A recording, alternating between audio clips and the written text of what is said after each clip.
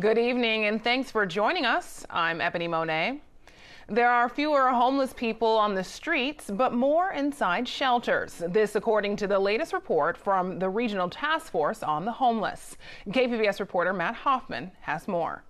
The annual count conducted this past January shows a 6% overall drop in homelessness from last year, but we still have a big problem out there facing the San Diego region. Nearly 5,000 people were listed as unsheltered, an 11% decrease from last year. But it's not a trend. It's a trend when we've done it 3 or 4 years in a row that we can say, okay, there's things. We got a lot to do. Part of that work includes getting people off the streets, even if it's just temporary. The annual point-in-time count showed just over 3,500 people in shelters, a slight increase from last year. That is partially attributed to the addition of 3 tent shelters put up across San Diego. They are interim solutions. They will not be around forever. They are expensive, but at least they're getting 700 people off of our streets today. Last November, the Housing Commission decided to move $6.5 million earmarked for permanent housing to pay for those tents. To keep them up, it's expected to cost somewhere around $12 million next year. We are trying to make sure that while we are not just focused on Band-Aid approaches and temporary solutions like big tents, that we are committed to housing first strategies that will solve homelessness. Ward says the San Diego City Council will be reviewing that shelter investment next week. After some delays, a city-funded housing navigation center is expected to open in August. That's around the same time as a new downtown storage center for people to keep their belongings. This year's count also revealed veteran homelessness increased by nearly 300 people, a 24% jump from last year. Matt Hoffman, KPBS News. Ahead of these latest homeless count numbers released today, a lot of work has been done. KPBS reporter Susan Murphy walks through the streets of downtown with a city official who's in charge with dealing with the crisis. Hello. Anyone else who walks by a homeless person curled up in a sleeping bag on a downtown sidewalk might not see much hope, but Jonathan Herrera does. I see a person that matters. I see my brother, I see my sister, an aunt, uncle, because that's who they are. 32-year-old Herrera is senior advisor on homelessness for the city of San Diego. Sporting a suit and tie with his shaved head and tattoo on his neck, Herrera has been on the front lines of the nation's 4th largest homeless crisis for 10 months now. And how are you doing? What would you say the situation is now? Right now, I would say we have put forth a significant amount of resources to get individuals off the street. Now our shift is going to be expanding housing opportunities. He collaborates with groups and other regions on projects and solutions. I'm glad they're taking care of you down at the shelter. That's good. And he spends much of his time getting to know the people he's working to help. And that was an element when I really stepped into this role that I saw that was missing. You know, there's a lot of stakeholders and service providers, well-intentioned advocates and things of that nature, but I didn't see homeless individuals being part of that conversation. Herrera grew up in Southeast San Diego and Chula Vista. He says like those living on the streets, his road has not been easy. He took some bad turns after high school and got involved in gang activity. I ended up in prison serving time for possession of firearms and narcotics. Hitting rock bottom was his turning point. I can remember sitting in a prison cell and thinking all the hard work my parents, my mother, her parents, really put forward to try to make a better life for me, and how I was just throwing that out away. That's why he knows it's possible to turn people's lives around. He says he's found his calling. It's been a crazy, crazy ride, but I'm absolutely honored to be able to serve my city in this fashion. When he started in July, more than 1,100 people were sleeping on downtown streets, a stroll away from his City Hall office. Well, 5,600 homeless individuals in the city of San Diego alone, 3,200 of them unsheltered. Block after block of makeshift encampments overflowing in despair and misery. Hepatitis A spreading with no end in sight. Emergency shelter waiting lists stretching hundreds of names long. So it was not only an increased population, it was far more visible. And the hepatitis A outbreak was, I believe, an opportunity for us to be able to take the action that was necessary. It was unfortunate that individuals lost their lives under this crisis. A health crisis some blame on a lack of bathrooms. Yes, the lack of sanitary facilities definitely contributed to it, and that's why the city stepped up in providing additional restrooms and has continued to provide those facilities after the outbreak has been rescinded. Along with added porta potties came hand washing stations and sidewalk bleaching, followed by a major transformation on East Village streets. Police in large caravans spent months clearing out encampments and the people living in them. That was one of the leading contributing factors to the unsanitary conditions that cause hepatitis A. Advocates argue the aggressive enforcement pushed people to canyons and other hidden crevices, away from services they depend on. Hello, anybody home? Herrera says everyone was offered services and a bed, and the city set up new shelters for added capacity. The campground, the bridge shelters, the safe parking program. A temporary campground on the outskirts of downtown provided single and family tents for 200 people. Safe parking lots opened for people to sleep in their vehicles without worrying about citations. And 3 large tent structures called bridge shelters opened. They continue to provide beds for 700 people with the goal of moving them into permanent housing. And they're really working with providing employment opportunities, supportive services, everything an individual needs to help transition from a life out on the streets. Still, today, hundreds, if not thousands, are sleeping on the streets. Many are mentally ill or disabled, some just down on their luck. It's heartbreaking. It's absolutely heartbreaking. And we're committed to being able to work with every individual to provide them an opportunity to get off the streets. Are we there yet?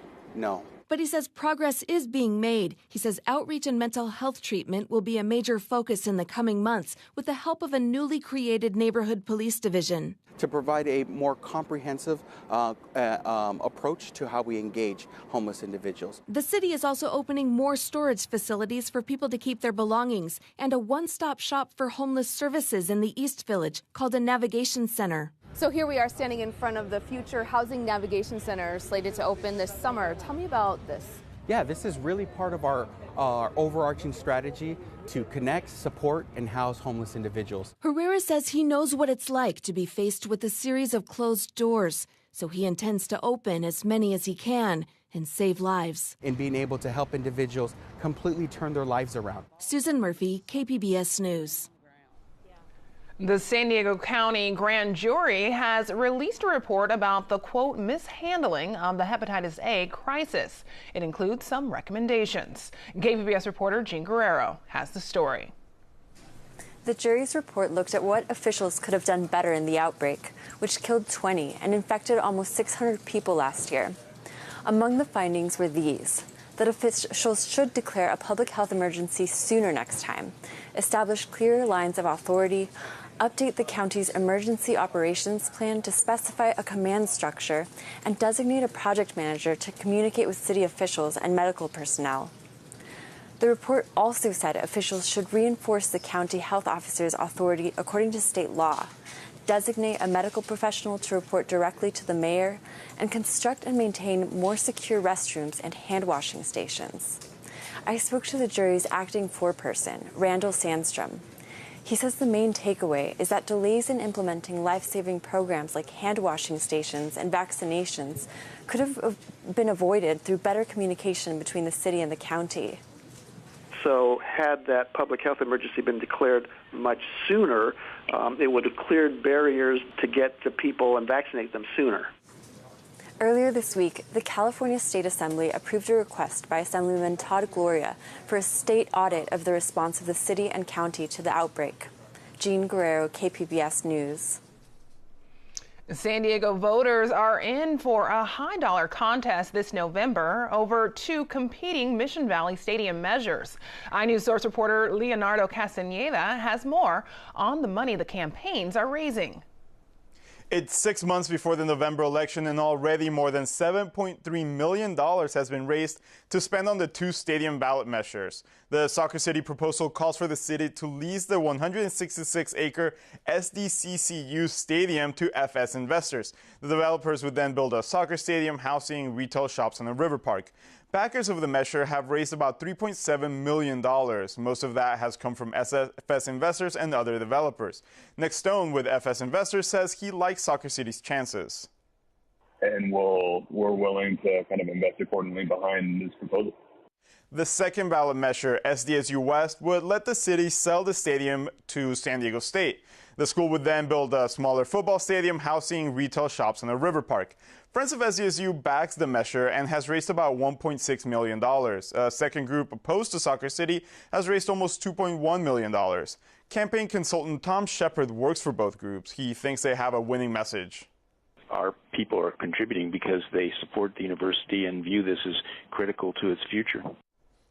Friends of SDSU contributors include wealthy alumni, as well as some of the same developers opposing Soccer City. For KPBS, I'm my news source reporter, Leonardo Castañeda. San Diego voters are a few weeks away from choosing the county's next district attorney, and the race is growing more contentious. One candidate has launched a new website claiming supporting her opponent is a threat to public safety. KPBS reporter Taryn Minto digs into the claim. ThreatToSanDiego.com comes from the campaign for Summer Stephan. It says San Diego's public safety is under attack and points to a billionaire-backed committee's large financial support for Stephan's opponent, Deputy Public Defender Genevieve Jones-Wright. The website calls Jones-Wright the anti-law enforcement candidate and lists 6 reasons for this claim. The first, that she wants to end enforcement of sex crimes. And it points to this quote: "You can't legislate morality." Jones-Wright made the statement in a Facebook video. She was responding to Stephan's comments to Voice of San Diego that nearly all sex workers are victims. There is a limited number of people that can say that they are choosing this as a way to make a living and that they don't have a pimp or a trafficker. Jones-Wright was criticizing Stephan for citing anecdotal evidence over hard numbers that there's a limited number of voluntary sex workers. It is very, very disturbing that she says they can't be quantified, but she takes this strong line and puts everyone into human trafficking. I'll tell you the problem that I have with that. The problem that I have with that is that you can't legislate morality. Some people voluntarily want to be sex workers, and you can't tell them that they didn't make a choice based on your own morals. Voice's Scott Lewis asked Jones-Wright at a forum in late April if she felt any form of sex work should be legalized. I'm not going to give my opinion on whether sex work should be legal or not. As of this moment, prostitution is against the law in the state of California, and I'll leave it at that. The website also claims Jones-Wright wants to let human traffickers, pimps, and pedophiles recruit online. And it points to her quote, "I would prefer them to be on Craigslist and Backpage." A federal law recently gave authorities more power to prosecute websites such as Backpage.com, which featured listings connected to sex trafficking. Stephan supports the law and told Voice sites like Backpage emboldened people who pay for sex. Men who would normally not buy sex feel a little bit of protection by not having to be out on the street picking up somebody on El Cajon Boulevard. They feel the anonymity of just going online and ordering a person like you're ordering pizza. Jones-Wright says it takes away a tool that could help authorities. So how much harder will it be for law enforcement to actually investigate and know who these people are if they're now not in the open? I would prefer for them to be on Backpage and Craigslist because we need to know who they are. If they are selling our children, if they are selling people who are not willing to be trafficked and that they're coerced into these things. The website also says Jones-Wright wants to end bail and let dangerous criminals out of jail.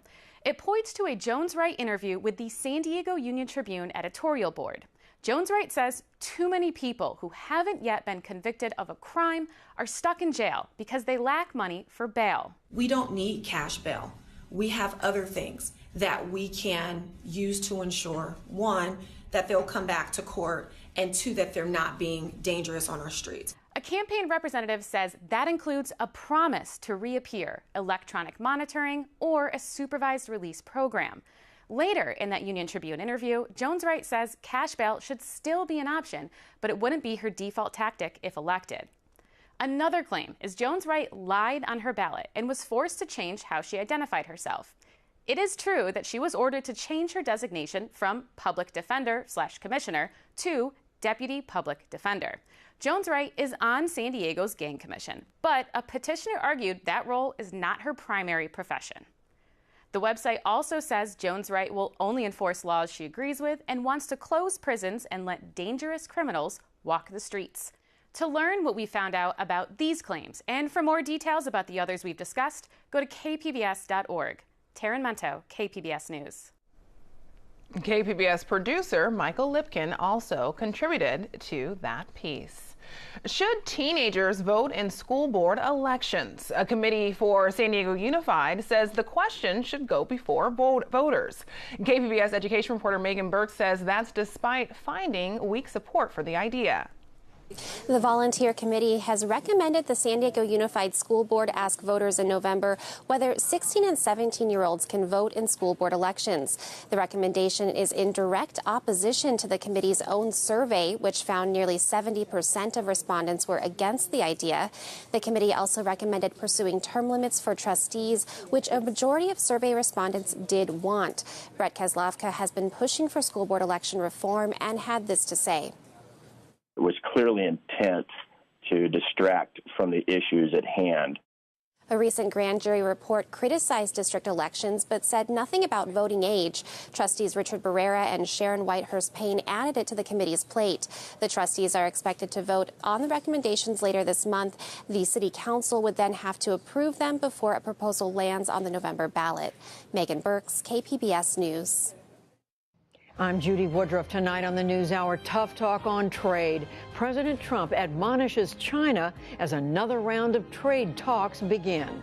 Coming up at 7, right after Evening Edition on KPBS. San Diego Zoo researchers have successfully used artificial insemination to get a southern white rhino pregnant. KPBS reporter Eric Anderson says the development is considered a key stepping stone in the zoo's efforts to help revive the critically endangered northern white rhinos. Victoria, a southern white rhino, lumbers through a heavy iron gate on the San Diego Zoo Safari Park.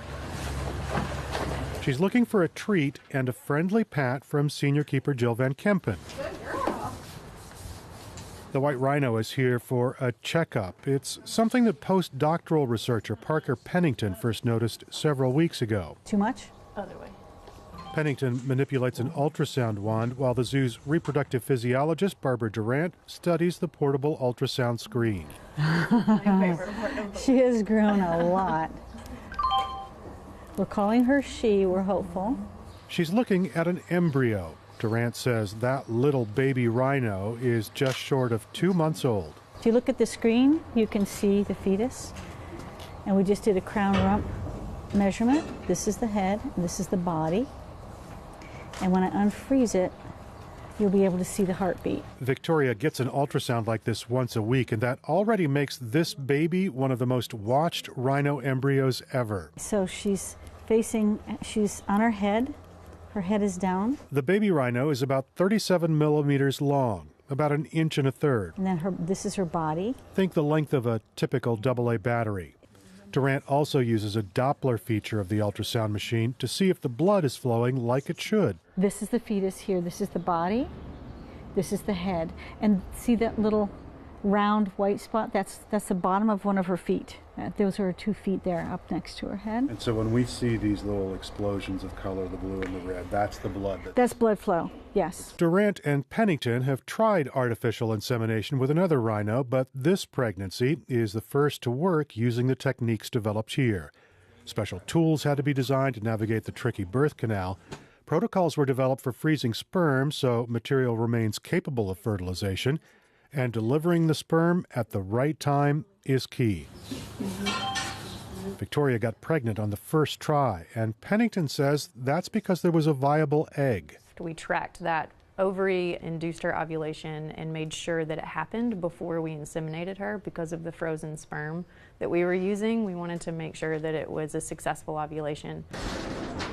Victoria is one of 6 female rhinos that were brought to San Diego from South Africa to help develop these artificial insemination techniques. It's amazing how quick all of this happened from these females coming in from the wild and being trained, and now we have a pregnancy from an artificial insemination in just a little over 2 years. It's awesome. Durant says the team is focused on making sure each of them become a mom because that will be the key to helping their critically endangered cousins, the northern white rhinos. Only 2 of them remain on the planet, and neither are capable of breeding. in the long run, in the very distant future, when we are able to do embryo transfer and we have a northern white rhino embryo and we can put it into a southern white rhino for gestation, we'll be able to follow those same landmarks of growth and development. This is not Victoria's first pregnancy. She was carrying a rhino calf when she was brought to San Diego. That was a surprise. Senior keeper Jill Van Kempen says the birth was dramatic, but also sad because the infant was stillborn. We kind of have to take a step back and trust Mother Nature. And, you know, Rhino's a big animal and she's protective, so we can't really get hands-on to help her or to help that baby very often. So we sort of just have to let nature take its course. Nature's course isn't being relied upon for conception. San Diego researchers are giving the rhinos a big push to improve the odds of fertilization.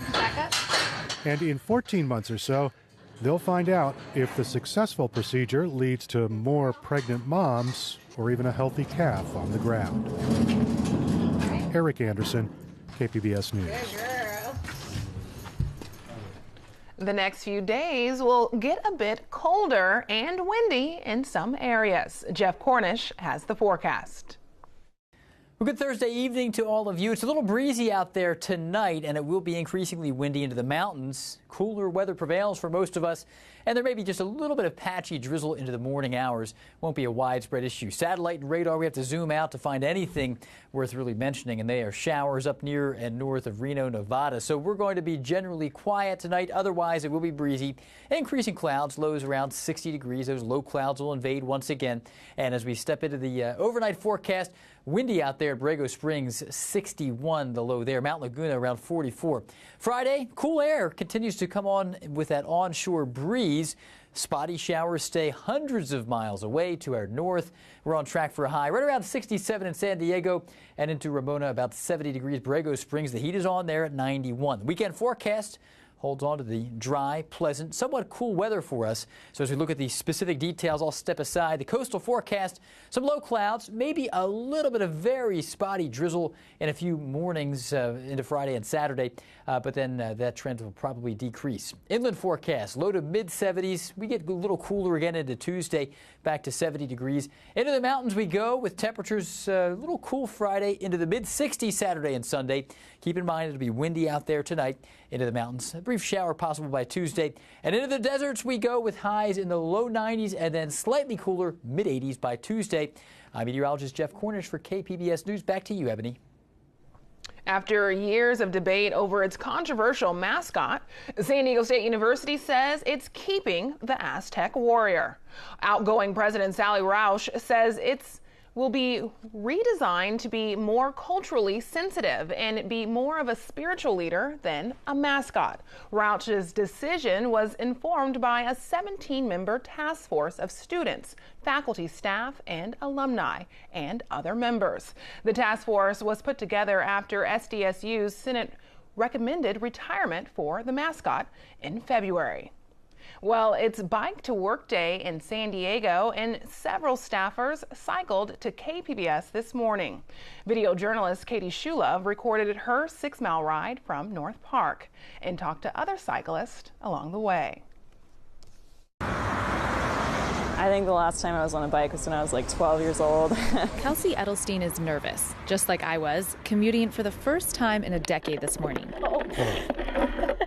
I'm feeling really nervous. It's my first time ever biking, like on the road, sharing with cars, so I'm pretty scared. Edelstein is riding from her Normal Heights home to work in Bankers Hill.